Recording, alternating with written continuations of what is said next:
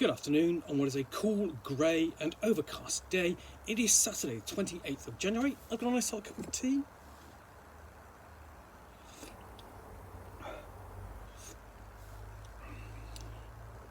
And a box to continue plundering. So I've already pulled out this Princess Bride role-playing game. Take a look at that. What have I got underneath this? Oh, I have a box.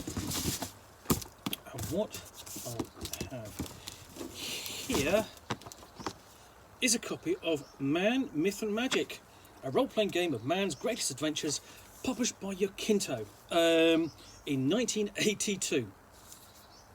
Your journey, it is summer 41 AD. Your journey has been long and arduous, but at last you and the rest of your party camp the great stone ring of Salisbury Plain and spend an anxious night waiting for the golden glow of midsummer's dawn. Your thoughts are not of the mad Emperor Caligula who sent you on this maniacal quest, nor did they dwell upon the evils, clans of black druids who stood between you and this night, but rather on the unknown, mystical dangers that lurk within these stone megaliths. Dangers and powers that will be unleashed as sure as the sun will rise. Obsessed with this premonition of danger, you have not the slightest inkling that when that same sun arises, you will be irresistibly pulled into a series of events of such magnitude that they not only dwarf Caligula and Rome itself, but perform the greatest adventure in human history. You have not the slightest suspicion that tomorrow's dawn will throw you into danger and intrigue that will lead to you discover the riddle of Stonehenge, the secrets of the pyramids, the mysterious mysteries of the ancient world, as you play Man, Myth and Magic, a role-playing game of man's greatest adventures. So, Man, Myth and Magic is a fantasy role-playing game set in the ancient world, a world not seen from our modern historical perception, but rather through the eyes of the people who lived it. A world filled with magic and sorcery, demons and monsters, and incredible powers and forces that held the key to the dominion of all mankind. Learn role-playing faster, easier than ever before possible as a seasoned gladiator fighting for your very life on the bloody sands of a Roman arena. Reincarnate as an Egyptian sorcerer, British druid, even an Irish leprechaun to face the might and mysteries of the ancient world.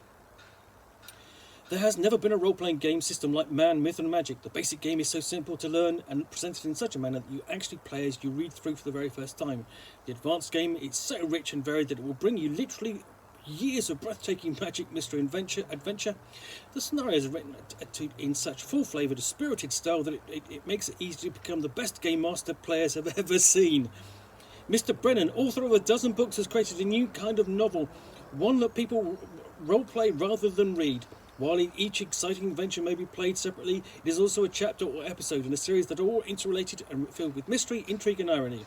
Each hair-raising adventure will hurl you more deeply into a twisting plot that leads you to a final earth-shattering climax. Whew.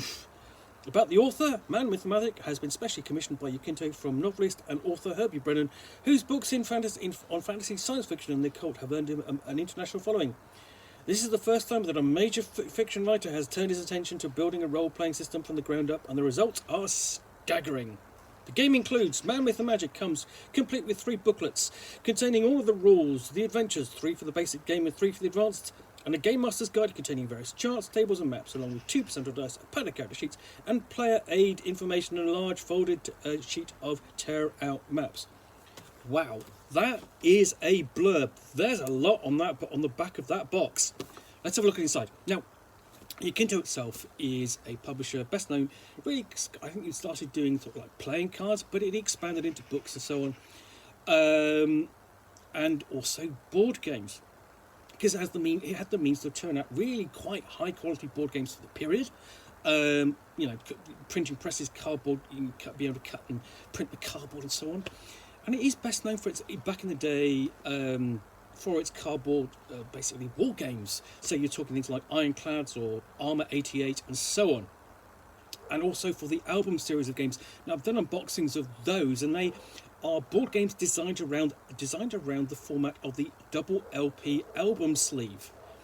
So that you would have dividers in which you could store all the counters, and then you would fit all the sleeves. The sleeves would have all the rules and so on, and the inside fold out would actually form the basis of the board playing area, which is a really clever design. One of my favourites is Attack of the Mutants, and there are others as well in that range. But let's have a look inside Man, Myth and Magic, which was not the first ancient world role-playing game. That will probably go to something like Odysseus from Fantasy Flight Games, Fantasy Games Unlimited. Sorry, Fantasy Games. Fantasy Flight Games is an entirely different entity. Too many role-playing game companies with different similar names. So this is not a new copy. It's been sealed again, but because you can tell by the roughness of the edges and so on, but it's in not bad condition. But let's unseal it, find out what is inside. I've never seen a boxed edition of this. I have seen the game before, but I've never really examined it in detail. But finding a box copy that was really relatively inexpensive, I leapt on it. So let's have a look inside, see if it's all there as promised. So yes, it has the percentile dice. Wow, they're not quite the smallest dice I have seen, but they're pretty rubbish. And then we've got some adverts. So we have things like, listing for all the Man, Myth and Magic. You've got an advert for Pirates and Plunder, which is the first role-playing game I think that Yaquinto did. That's their pirate role-playing game. The other one they would have done is Timeship, and I've done an unboxing of that. More new releases. You've got a whole listing of all the album games there. And that's all a nice bit of historical fluff. You don't really need that in here, but then you've got you can see how this is not a new edition of the game, it's fairly damaged, but hey, you've got the padded character sheets still. I'll just show you that in more detail. And then you have everything is in here. So you've got book 1, which is the basic rules. And you've got the contents page, and there's just a big wall of text.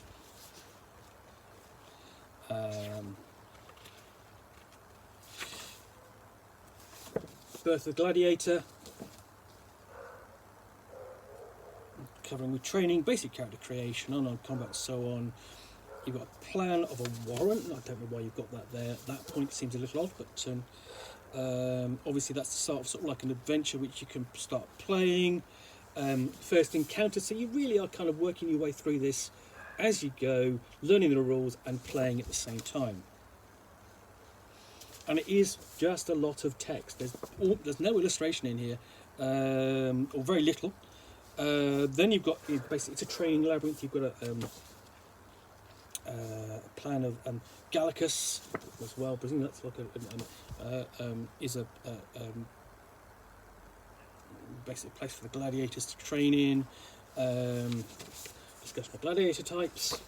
So yeah, we're back in the AD 30s or late 30s and early 40s, and we've got like a maze, underground maze there for you to, the player characters to explore and fight in, contests and so on. So there's not a lot to really kind of show you in here because it's just a lot of text. But you've got a table at the end of player information, listed checking dice modifiers, combat modifiers as well. And then we have book 2, and this is the advanced rules. Same format again. And we've got different, here you're just playing, in the basic game you're just playing your gladiator. Here you've got rules for different species.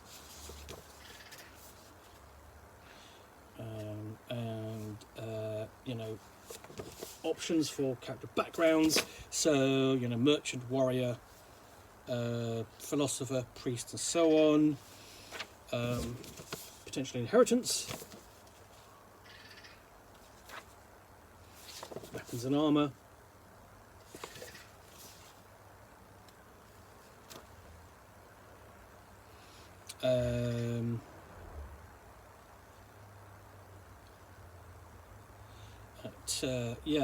advanced combat, dealing with failure, which they call the man, myth, the MM&M, or Man, Myth and Magic paradox. temporary loss of power, basically abilities, and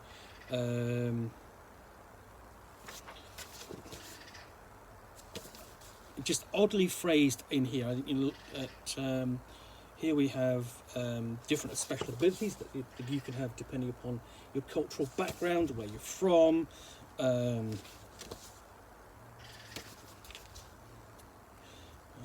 I mean, I can remember vaguely reading reviews of this and it not receiving particularly good reviews at the time.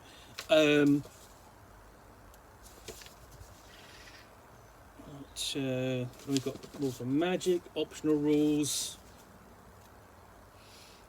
poisons,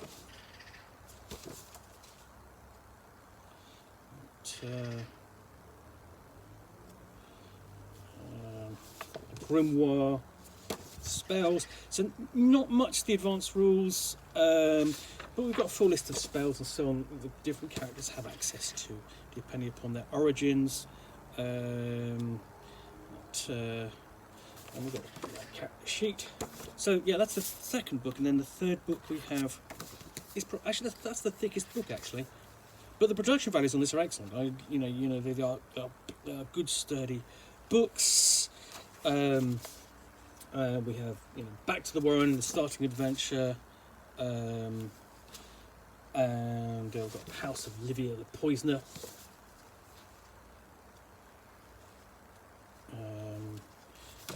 Another map here. Doesn't say where that's of, but again, it's the cartography. The maps in here are quite nice. I do like this. This is the House of the Dragon, Nook in Rome. So you've got some kind of lizard or even a dinosaur loose. Apollo's Temple. And then we get to essentially this is taking place in Britain, or Britannia as it was.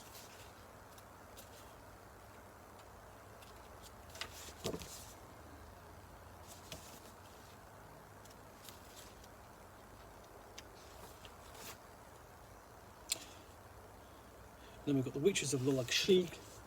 I have no idea how to pronounce that, but I do also apologise if anyone is going to take offence at that.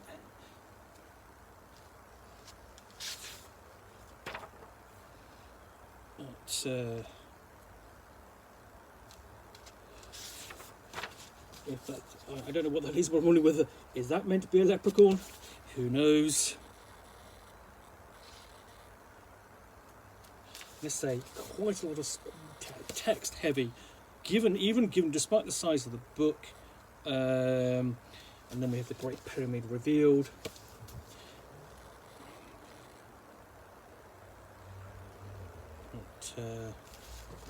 So no maps there, but we do have one more thing to look at, and then we have a map of the river bank, a regional map. And we've got some basically maps of standard cave complex, a standard underground complex, if you were going to use that sort of thing, and then random encounter tables at the end. And then we have a sort of like the extras. So you have basically House of Lolag, whatever her name is, I don't know. Anyway, okay, these actually just kind of fold out like that. And they're quite nice. They're actually quite decent, and they're all come apart. So you can bring them to the table, and you've got these. So they ultimately kind of fold out. So you've got like some really nice sections of maps there. I'll show you the ones at the back.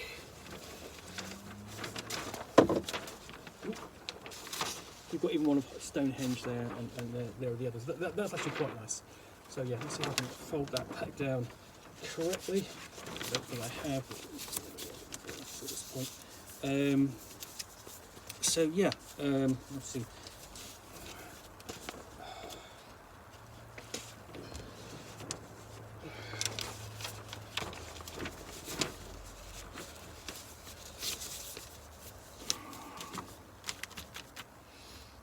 So yeah, that is sure I'm not folding. Oh yeah, that's better. That's better.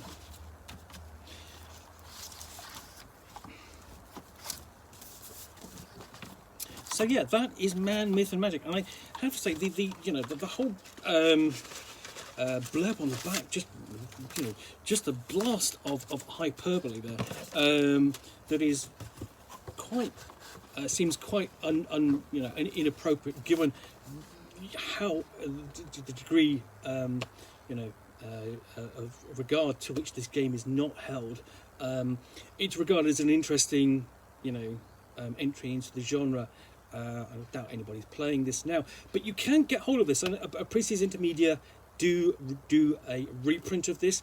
This is a box set from 1982. I will do a retrospective review of this in the near future, because I always wanted to dig into this and give it my attention. But anyway, that's Man, Myth and Magic, published by Yaquinto in 1982. Thanks again for watching another unboxing of the Nook. Hope you enjoyed this. Then, if you did, please do click on the like button down below. And of course, if you've got any comments or feedback, appreciate you posting those. And lastly, if you want to see yet more unboxings of the Nook, where you will see me out here with a box containing a book or game, which I'll unbox and chat about to the best extent of my knowledge for roughly 10 minutes or so, all of course accompanied by a nice hot cup of tea.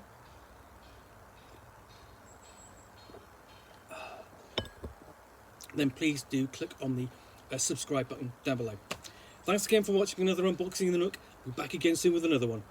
Bye for now.